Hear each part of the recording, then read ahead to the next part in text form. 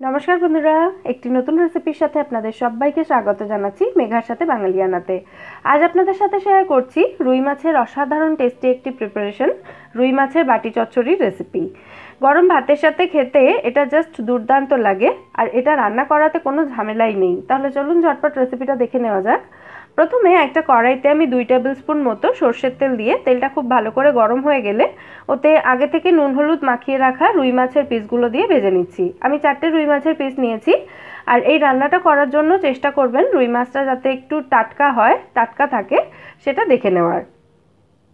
মাছটা আপনারা কাঁচাও এই রান্নাতে ইউজ করতে পারেন, তবে আমার কাঁচা মাছের গন্ধটা ঠিক ভালো লাগে না, সেই জন্য আমি একটু এপিটোপিট করে মাছটাকে ভেজে তুলে নিলাম।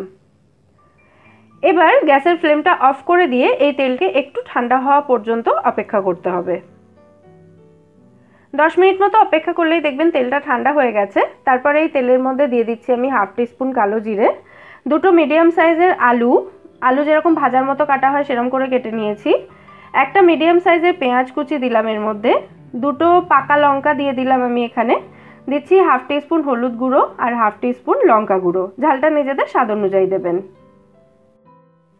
এরপর এর মধ্যে দিয়ে দিচ্ছি একসাথে বেটে রাখা সর্ষে পোস্ত, 2 টিস্পুন কালো সর্ষে এবং 1 টিস্পুন পোস্ত একসাথে বেটে নিয়েছিলাম আমি। আপনারা চাইলে শুধু সর্ষে বাটা দিয়েও রান্নাটা করতে পারেন। মশলার বাটিটাতে করে দিয়ে দিচ্ছি এবার পরিমাণ মতো জল, যে যেরকম গ্রেভি রাখতে চান সেই অনুযায়ী জল দেবেন, তবে একটু মাখা মাখা হলে এই রান্নাটা খেতে বেশি ভালো লাগে।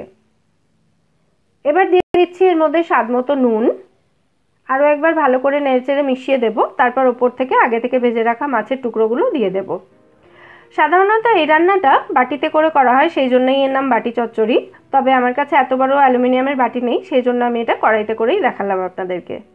মাছগুলো দেওয়ার পর ওপর থেকে একটু কাঁচা সর্ষের তেল ছড়িয়ে দিচ্ছি, আমি 1 টিস্পুন মতো দিচ্ছি, আপনারা চাইলে আরও একটু বেশি দিতে পারেন। এবার জাস্ট হালকা হাতে এটাকে একটু মিশিয়ে দেব। তারপর কড়াইটা ঢাকা দিয়ে গ্যাসের ফ্লেমটা অন করে একদম লো ফ্লেমে রেখে এটাকে আমাদের ঢাকা দিয়ে রান্না করতে হবে 15 থেকে 20 মিনিট মতো। মাঝখানে মিনিট 10 পর ঢাকনা খুলে একবার মাছের টুকরোগুলো উল্টে আরও 10 মিনিট রান্না করলেই হবে। আমি টোটাল 15 মিনিট মতো রান্নাটা করার পর ঢাকনা খুলে নিলাম। তারপর গ্যাসের ফ্লেমটা অফ করে দিয়েছি, ওপর থেকে একটু ধনেপাতা কুচি ছড়িয়ে দিচ্ছি, তবে ধনেপাতাটা কিন্তু একেবারেই অপশনাল।